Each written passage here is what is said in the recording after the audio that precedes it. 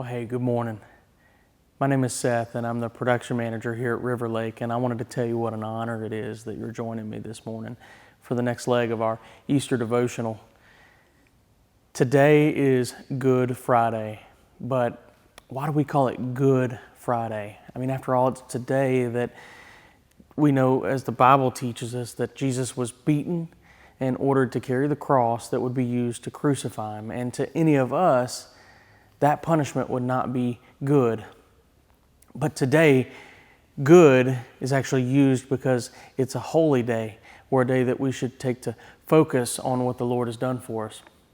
Today for our devotional, we're going to be reading 2 full chapters in the book of John that may well be 2 of the heaviest chapters in the Bible. John chapters 18 and 19 are going to cover the arrest, conviction, and crucifixion of Jesus. But as I read through it, something that really stands out to me is that Jesus had an unbreakable focus during this time of his life. So in the beginning of chapter 18, we see that Jesus has led his disciples to the garden, a place where he was often found and comfortable. Not that he was hiding, but along came Judas, his betrayer, and a group of soldiers and officials.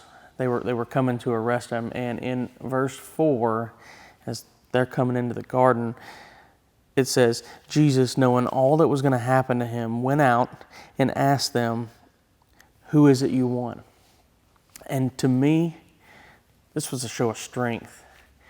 This was a sign that Jesus had accepted his cup from God and was focused on what he'd been sent here to do.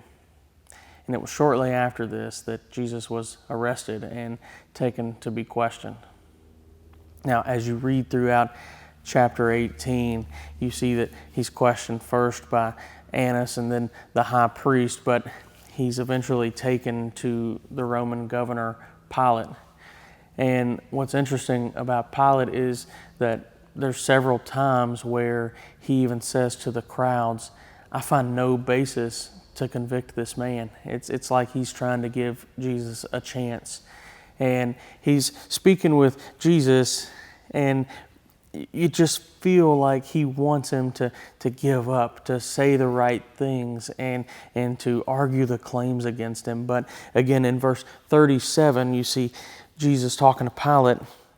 It says, "You say that I'm a king. In fact, the reason I was born and came into this world is to testify to the truth. Everyone on the side of truth listens to me." He doesn't argue. He stays focused on what he's been sent to do for us.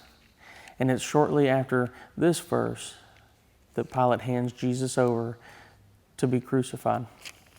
Now, throughout the early parts of chapter 19, it really details the sacrifice that Jesus made, and I encourage you to reflect on that as you're reading, but I want to pick it up in verses 28 to 30, where it says, "Later, knowing that everything had now been finished, and so that Scripture would be fulfilled, Jesus said, 'I am thirsty.' A jar of wine vinegar was there, so they soaked a sponge in it, put the sponge on a stalk of the hyssop plant, and lifted it to Jesus' lips. When he had received the drink, Jesus said, 'It is finished.' And with that, he bowed his head and gave up his spirit." It's the words, "It is finished," that mark the basis of our Christian faith. It's the moment when peace for all who believe was created. The moment when anyone who has accepted Jesus in their heart had their sins forgiven.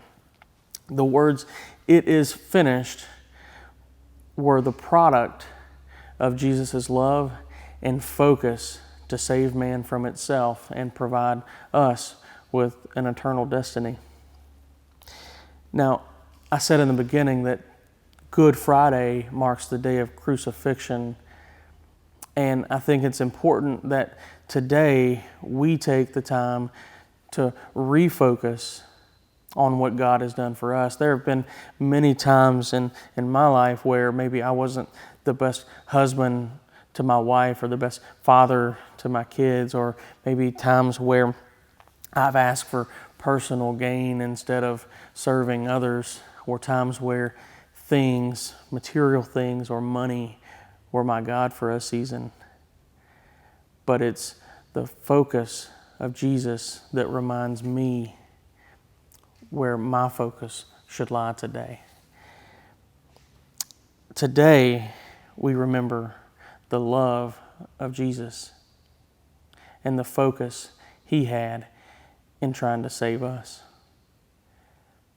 Thank you for joining me this morning, and I hope that this Easter season, albeit a little bit different from years past, is a great season for you and your family.